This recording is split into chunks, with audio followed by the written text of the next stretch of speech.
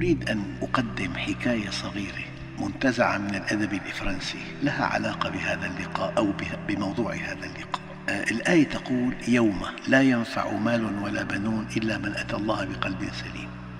ضل الطريق في الصحراء وسار حتى أدركه العياء، فإذا بواحة صغيرة نخلة وبركة ماء ويكاد يموت من العطش. شرب من هذه البركة حتى ارتوى، وحانت منه التفاتة فإذا إلى جانب البركة كيس مملوء وهو يظن أن فيه خبزا، لأنه بعد أن شرب يكاد يموت من الجوع.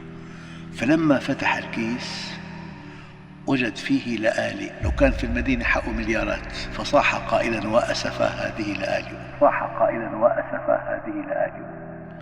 المغزى أن اللآلئ حق ملايين، بس بالصحراء الشيء المهم كيس رغيف خبز يأكله. قال: وأسفاه هذه لآلئ. فأنا أقول: يوم لا ينفع مال ولا بنون.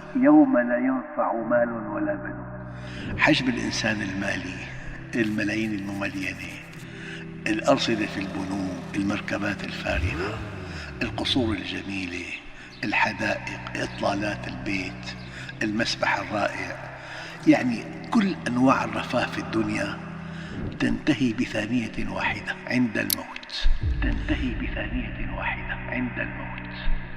الذي جمعه في الدنيا بعمر مديد، مرحلة، درجة، رتبة، وبلغ قمة النجاح في الحياة، يأتي ملك الموت يأخذ منه كل شيء فإذا هو صفر اليدين. فهذا الذي يقطع الفيافي والقفار وقد نال منه العطش نيلا كبيرا، رأى بركة ماء شرب، بقي الطعام، رأى الكيس فظن أن فيه خبزا، فلما فتح الكيس قال: وأسفا هذه لآلئ. في ذلك اليوم لم تنفعه اللآلئ أبدا. اللآلئ في الدنيا مليارات ثمن الكيس، بس في هذا اليوم لا تنفعه اللآلئ إطلاقا.